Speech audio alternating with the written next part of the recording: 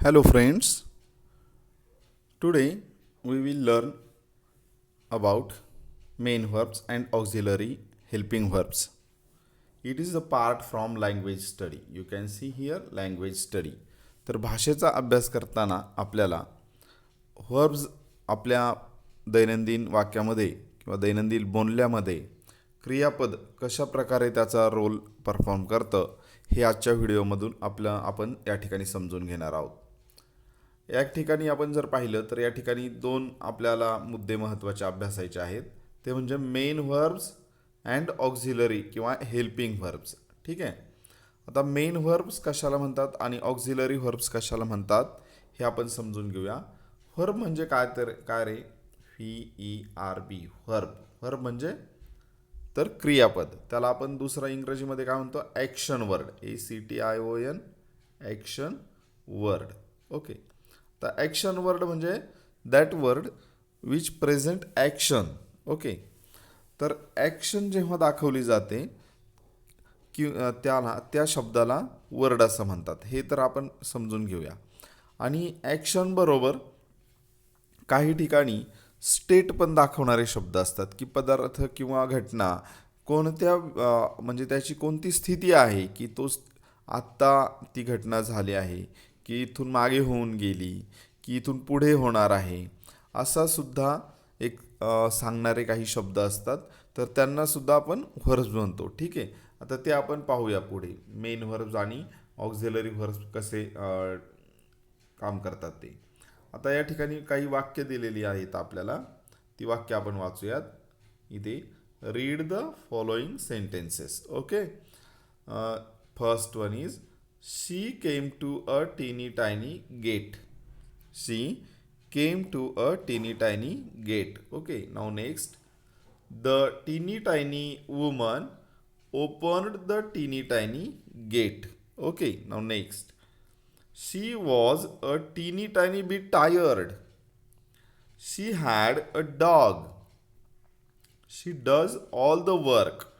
आता एक एक वाक्यामध्ये आपण समजून घेऊया या ठिकाणी. या ठिकाणी सुरुवातीला त्यांनी सांगितलं some information is provided here. We can read out that information and then we will explain proper work of auxiliary verbs and main verbs. Okay. Here in 3, 4 and 5 respectively the verbs be, was, have, had and do, does are used as main verbs. But be, have and do are also used with other main verbs to show certain things. Then they are called helping or auxiliary verbs. Let us see some of these uses. Okay. आपण हे पाहूया. आता या ठिकाणी जर पाहिलं आपण तिसरं, चौथं, पाचवं वाक्य आपण समजून घेऊया. तिसरं, चौथं, पाचवं.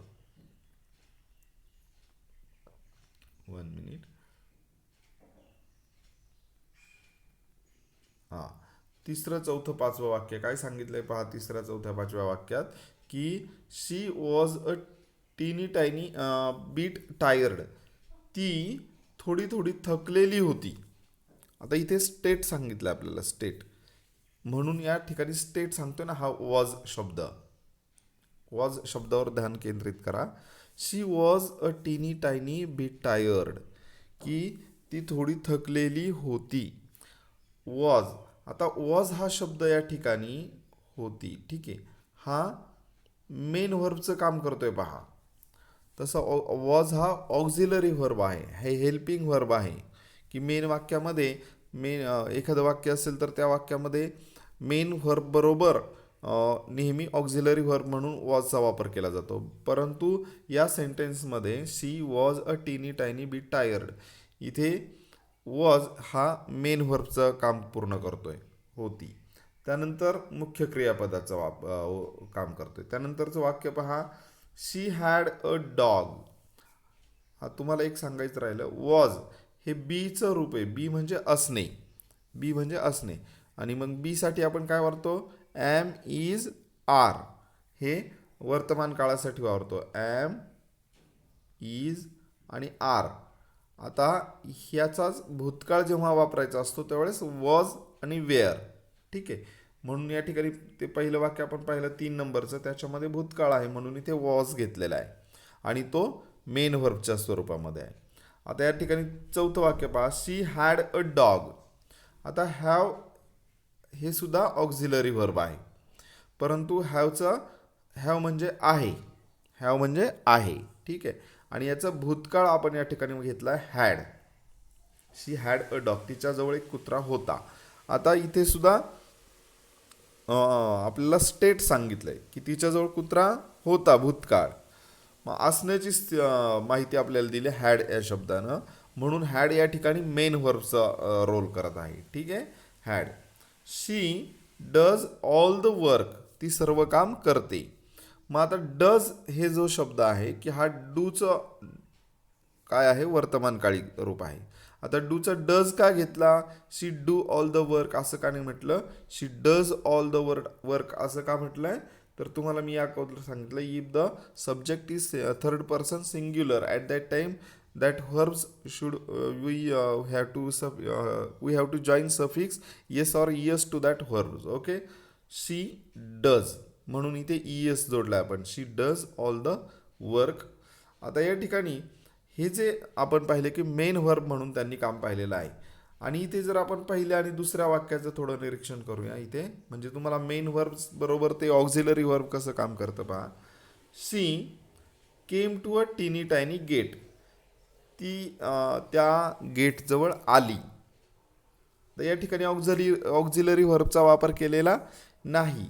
शी came to a teeny tiny gate, ती आली, कारण ॲक्शन वर्ड आहे ना, या शब्दातून आपल्याला ॲक्शन कळते. केम आली, तर डायरेक्ट म्हणून त्याला म्हणायचं मेन व्हर्ब, ठीक आहे. केम आली. इथे पहा, द टीनी टायनी वुमन ओपन्ड द टीनी टायनी गेट. ओपन्ड हा ॲक्शन वर्ड आहे आणि इथे सुद्धा ऑक्झिलरी वापरलेलं नाही, इथे डायरेक्ट ओपन्ड हे मेन व्हर्ब आलेलं आहे, ठीक आहे. आता पुढे पाहूया आपण. Let us see some of these uses. आता ऑक्झिलरी व्हर्ब डूचा वापर कसा केलाय पहा. मग आता तुमच्या लक्षात आलं असेल की वाक्यामध्ये दोन व्हर्ब येऊ शकतात आणि दोन व्हर्ब जर आले तर ऑक्झिलरी व्हर्ब हे आधी येतं आणि नंतर काय येतं, मेन व्हर्ब येतं शेवटी. Okay, suppose they are playing kho kho on the ground, तर त्या ठिकाणी ऑक्झिलरी व्हर्ब कोणतं वापरलं मी, बी. मग बी हे ऑक्झिलरी व्हर्ब आहे. They are, I am writing here some that sentence. Okay, they, you can see, they are playing. Okay, ठीक आहे, इथपर्यंतच पाहू. दे आर प्लेइंग, ते खेळत आहेत. आता या ठिकाणी खेळणे हे मेन व्हर्ब आहे, परंतु स्टेट सांगणारा व्हर्ब कोणता आहे, आर, की ते खेळत आहेत, वर्तमानात चालू आहे क्रिया, म्हणून आर हे काय आहे, ऑक्झिलरी व्हर्ब आहे आणि प्लेइंग हे काय आहे, हे आहे मेन व्हर्ब, ठीक आहे. आपण आता ऑक्झिलरी व्हर्बचा या पुस्तकामध्ये तुम्हाला 7वीच्या अभ्यास जो करायचा आहे तो कसा करायचा आहे की ऑक्झिलरी व्हर्ब जे आहे डू, तर डूचा वापर त्यांनी कसा करायचा ते सांगितलं आहे. आता त्याच ठिकाणी पहिलं वाक्य पाहूया आपण. ऑक्झिलरी व्हर्ब डू या ठिकाणी सांगितलं, do is used with the main verb. Do main verb बरोबर कसं वापरलं जातं, टू फॉर्म क्वेश्चन्स, जेव्हा आपल्याला प्रश्न निर्मिती करायची असते प्रश्नांची, आणि ते पण कोणते, येस नो क्वेश्चन. आता येस नो क्वेश्चन म्हणजे कोणते, तर ज्या प्रश्नांचं उत्तर येस किंवा नो या दोन वर्ड्समध्ये येतं त्यांना येस नो क्वेश्चन्स म्हणतात, ठीक आहे. मग आता इथे वापर केलेला आपल्या लक्षात येईल की त्याला आपण व्हर्बल क्वेश्चन्स म्हणतो, ठीक आहे, की व्हर्बने सुरू होणारे question. Do you know the answer, do you know the answer, तुला आन्सर माहीत आहे का, तर त्या ठिकाणी प्रश्नाचं उत्तर कसं येईल, येस किंवा नो. त्यानंतर दुसरा प्रश्न पहा, did you see the bird, तू पक्षी पाहिला का, did you see the bird, तर या ठिकाणी तू पक्षी पाहिला का म्हणून भूतकाळी प्रश्न आहे म्हणून इथे डीड वापरलं आणि पहिला वर्तमान काळातला आहे म्हणून इथे डू घेतला. Do you know the answer, did you see the bird. आता हे डू आणि डीड हे जे ऑक्झिलरी वापरलं आहे हे कशाची रूप आहेत, डूची, ऑक्झिलरी व्हर्ब डूचं, कारण डू हे वर्तमान काळी आहे, डीड हे भूतकाळी आहे. आता हेच ऑक्झिलरी इकडे कसं वापरलंय पहा, इकडे लक्षात घ्या. इथे WH क्वेश्चन्समध्ये सुद्धा त्याचा वापर केलाय. WH क्वेश्चन्समध्ये व्हॉट डीड शी से, ती काय म्हणाली. What did she say. I am also translating all the questions here, all the sentences into Marathi, so that it will be the chance to make you different sentences by listening my sentences. Okay, because of practice you can speak it is easily. Okay, now next, what does he want. त्याला काय हवंय. What does he want. आता या ठिकाणी main verb कोणता आहे, want, आणि auxiliary does. ठीक आहे. आता पुढे जाऊया आपण. Underline the main verbs. 1 minute, I want to clear these lines. हां, इथे सांगितलं तुम्हाला, underline the main verb in the above questions. Can you drop remove the main verb from the questions. Okay, underline the main verb. आता इथे जर पाहिलं आपण, do you know the answer. या ठिकाणी मेन व्हर्ब कोणता आहे, मी सांगितलंय मगाशी, लक्षात ठेवलंय का तुम्ही. Do you know the answer, तुम्हाला उत्तर माहीत आहे का. इथे नो हा ॲक्शन वर्ब आहे आणि आपल्याला त्याला मेन व्हर्ब म्हणता येतं. ठीक आहे, do you know the answer. मग आता पुढच्या वाक्यात मेन व्हर्ब कोणतं शोधू. Did you see the bird, तू पक्षी पाहिला का. तर इथे सी हे मेन व्हर्ब आहे. या ठिकाणी WH मध्ये पाहूयात. व्हॉट डीड शी से, ती काय म्हणाली. से हे मेन व्हर्ब आहे. आणि व्हॉट डज ही वॉन्ट, इथे वॉन्ट त्याला काय हवंय हा मेन व्हर्ब आहे. आता या ठिकाणी त्यांनी पुढे सांगितलंय की can we drop or remove the main verb from the questions. आता इथून जर आपण मेन व्हर्ब काढून टाकलं तर ऑक्झिलरीने अर्थ क्लिअर होईल का पहा. समजा आपण इथे नो शब्द काढून टाकला की do you the answer, is it meaningful, ते अर्थपूर्ण ठरेल का. Do you the answer. किंवा या ठिकाणी सी काढून टाकला, did you the bird, did you the bird, नाही, मेन व्हर्ब त्या ठिकाणी आवश्यक आहेच. या ठिकाणी पहा, व्हॉट डीड शी से, या ठिकाणी से मी काढून टाकलं. व्हॉट डीड शी से, अर्थ लक्षात येत नाही.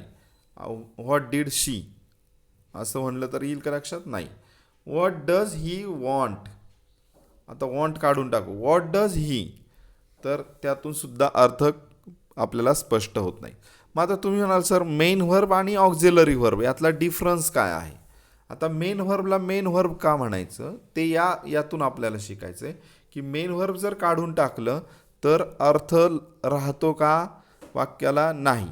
आता इथं पाहिलं आपण, डू यू द आन्सर. मग समजा मी इथे डू काढलं आणि मी फक्त 1 minute, आता पुन्हा एकदा तुम्हाला फरक सांगतो.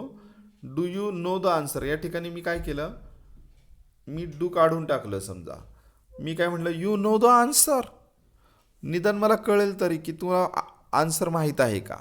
परंतु आपल्याला सांगितलं आहे की स्टेट सांगण्यासाठी काही हेल्पिंग व्हर्ब्स आपल्याला वापरावे लागतात, त्यांनाच आपण ऑक्झिलरी व्हर्ब्स म्हणतो.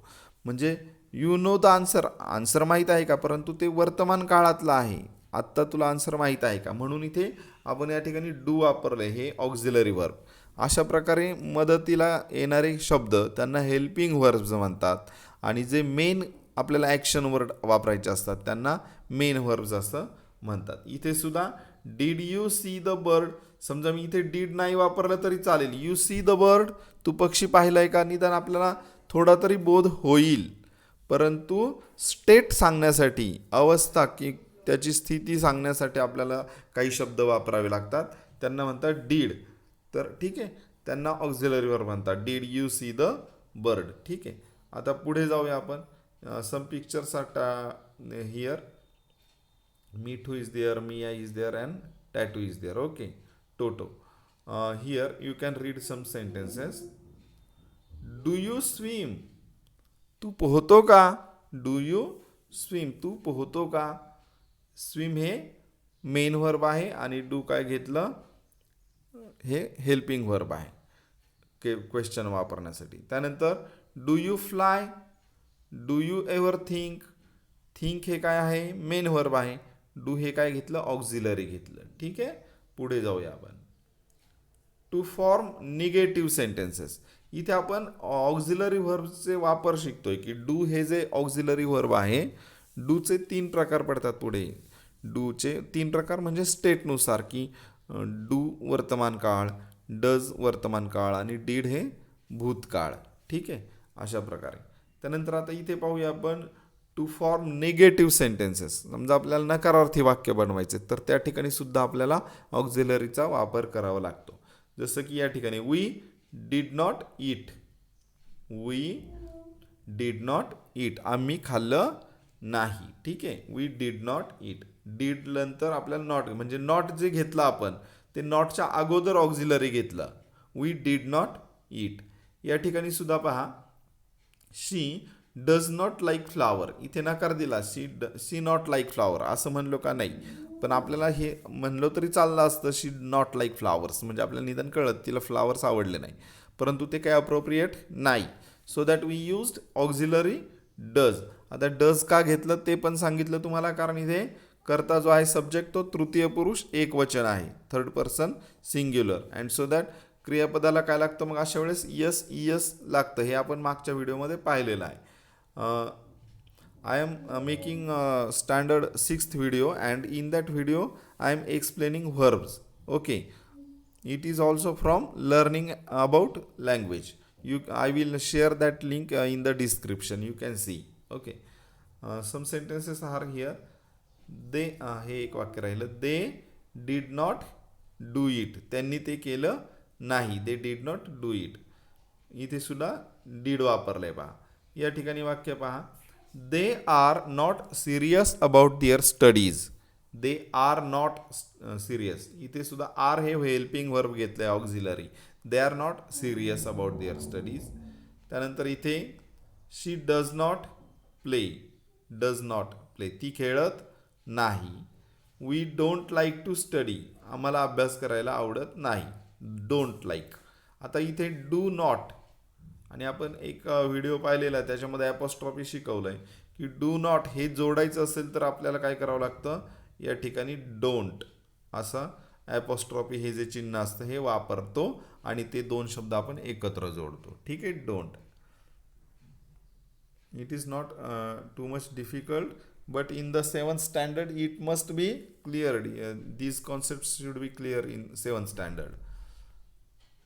They don't know what they are missing. त्यांना माहीत नाही त्यांचं काय चुकतं आहे. ठीक आहे, they don't know what they are missing. Now next, don't be so negative. इतकं नकारार्थी होऊ नका. इथे सुद्धा डोंट वापरलाय सुरुवातीला, don't be so negative. Okay, here we have finished some oral work is there. 2 minutes for oral work.